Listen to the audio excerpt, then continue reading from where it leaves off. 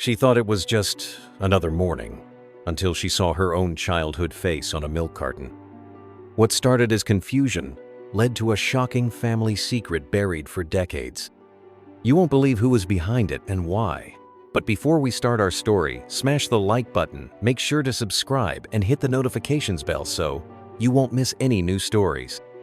In the small town of Oak Ridge, Grandma Edna lived a peaceful life, surrounded by cherished memories. One day, while sipping her morning tea, she spotted a familiar face on a milk carton.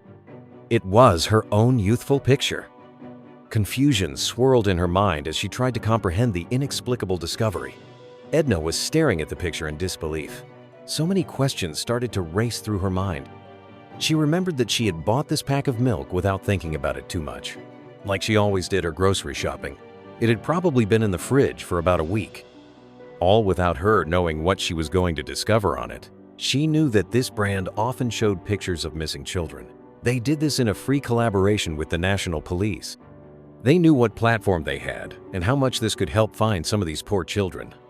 This is why Edna wanted to support it by choosing the milk. She just never expected to see herself in one of these pictures. She recognized the picture immediately. It was at least 75 years old by now. At that time, taking pictures was a lot more of a special occasion. Her parents had wanted a good picture of all the children, and she had dressed up in her best Sunday garment. After recovering from the confusion, Edna's first instinct was to just call the company. They should have a very good reason for putting her picture on a product that was distributed all throughout the country. It was not easy to reach anybody at the company, but when she finally got a hold of an employee, Edna was very much disappointed. She was eventually connected to the person who was in charge of pictures. Edna asked her what she knew about the photo that was on the milk carton last week, but the woman informed her that she personally did not really know a lot about it. She would just get the picture and all the information sent from the National Police and post it without question. She could not even recall who she put on there last week, as it had already changed by now. She quickly looked it up and informed Edna that it was a boy named Malcolm. Edna knew right then and there that this woman was either not trying or she did not care. This was not getting her anywhere. She probably would have better luck going to the police station with her question. She thanked the woman and hung up the phone. She was still none the wiser, but did have a plan. She was going to take the pack of milk to the police and ask if they could check the database if she was actually listed as a missing person and how this made it on the pack of milk. She also wanted to know how they had even gotten a hold of that picture of her. On her way to the police station, she actually came past her standard supermarket where she had bought the pack of milk, and Edna wondered if they had any more of those. Because if they did not, then maybe only her milk carton had been tampered with as a sick joke or something. And so Edna quickly found the package of milk on the shelves. All the pictures on them were of a young girl named Melinda, but Edna knew that the company changed the pictures weekly, so this was not a surprise. She'd looked through all the packages on the shelf but did not find an old one. But Edna was not going to give up that easily, and she asked one of the young employees if they could help her. She wanted to know if they maybe still had some older packages of milk in the store. The employee confirms that there are most likely at least a couple either in the trash or in the cratches that will go to the food bank later today. Edna asks if she can come have a look at those, and when the employee reacts confused, she explains her story. The employee is still not too sure about what Edna is telling him, but he decides to indulge her in the search as he has to admit that he has also gotten a bit curious now. And so they go in the back together, and the employee does his best to collect as many old milk cartons as he can possibly find. And what they saw on them had Edna in total confusion. They found a couple of cartons that had her picture on them, but these all came out of the trash because they had been too old to even give to the food bank. Most other cartons had the picture of a boy named Malcolm on them, the boy that the woman on the phone was describing, and these were all only just about to go out of date. Edna just did not understand. Other information on the milk carton showed them that these were supposed to be the same edition of the missing person's picture. How could they be different? The employee did offer up an explanation for why all of Edna's pictures were in slightly older cartons. They had to have come from an earlier batch. Maybe her picture was only to be found on that batch? The employee also did a quick Google search of the milk company and found that the supposed missing child of that week was indeed supposed to be Malcolm. He could not find a single thing about Edna being on them anywhere. So then the question remained, how did Edna's old picture, that nobody was supposed to have, end up on that batch of milk cartons?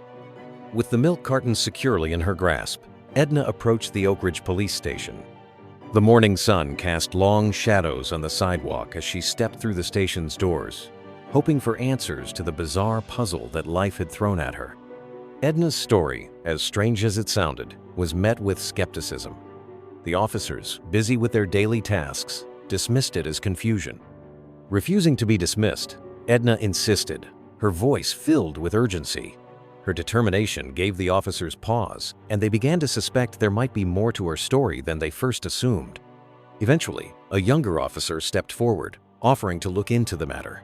Edna handed him the milk carton, her hope resting on this small gesture.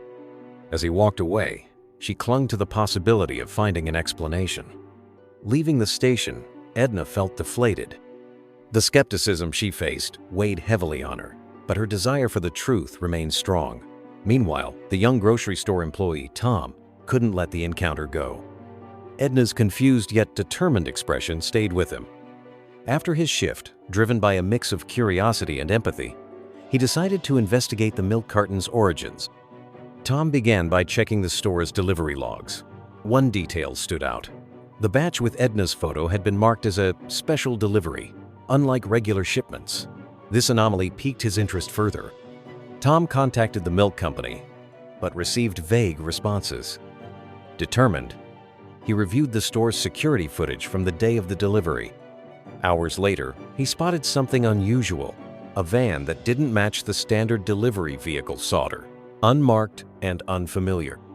The footage revealed the van returned multiple times, each time delivering only a few cartons.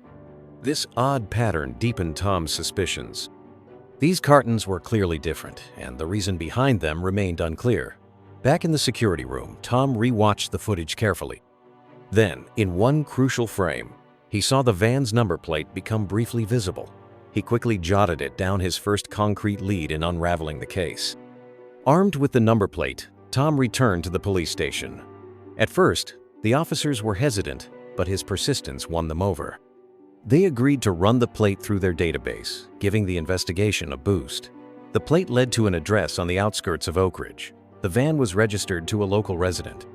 The plate led to an address on the outskirts of Oak Ridge. The van was registered to a local resident. The police, accompanied by Tom, arrived at the address linked to the van's number plate. Nestled on the outskirts of Oak Ridge, the modest house had the van parked silently in the driveway. As they knocked on the door, a man in his late 50s answered, surprised to see them. The man, Mr. Jenkins, appeared genuinely confused as the officers explained the situation. He claimed to know nothing about milk cartons or the photo of Edna, suggesting someone else might be involved. His confusion shifted to realization when his son, a young man in his early 20s, stepped forward and admitted to using the van for deliveries. He explained he had only been helping a friend and was unaware of the contents. The officers questioned the young man, who explained he hadn't looked closely at what he was delivering. It was just milk cartons, or so he thought. His casual involvement offered a glimpse into the distribution process, but left the origin and purpose of the photo a mystery. As the story unfolded, more details emerged. The young man, Alex, occasionally assisted his father with odd jobs since Mr. Jenkins' retirement. One such job involved delivering small batches of milk for a friend. Neither father nor son had suspected anything unusual. Their unwitting role in this strange chain of events added complexity to the case. Alex maintained his innocence, clearly surprised by the attention surrounding the deliveries. Mr. Jenkins, too, shared that he had agreed to help an acquaintance with the deliveries as a favor, never realizing the deeper implications. While this clarified their involvement, it offered no clues about why Edna's childhood photo appeared on the cartons. When Edna learned of these developments, something stirred in her memory, a vague, distant sense that this mystery may be rooted in her past. Determined to uncover the truth, Edna joined forces with Tom. In her cozy living room, Edna sifted through old photo albums and faded letters. Tom, offering a fresh set of eyes, joined Edna in analyzing every clue from clothing styles in the photo to subtle background details. They speculated about potential figures from Edna's past and whether the image had been used by mistake or for a reason. They turned their attention back to Mr. Jenkins, examining his background and daily life.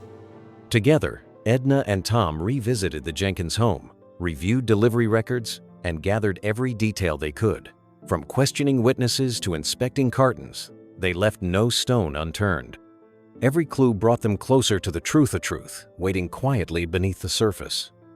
Together, Edna and Tom revisited the Jenkins home, reviewed delivery records, and gathered every detail they could. Eventually, Edna and Tom arranged to meet Mr. Jenkins at a small cafe near Oak Ridge. Though confused at first, he agreed to speak. As he shared details of his life, a familiar name surfaced that made Edna's heart stop.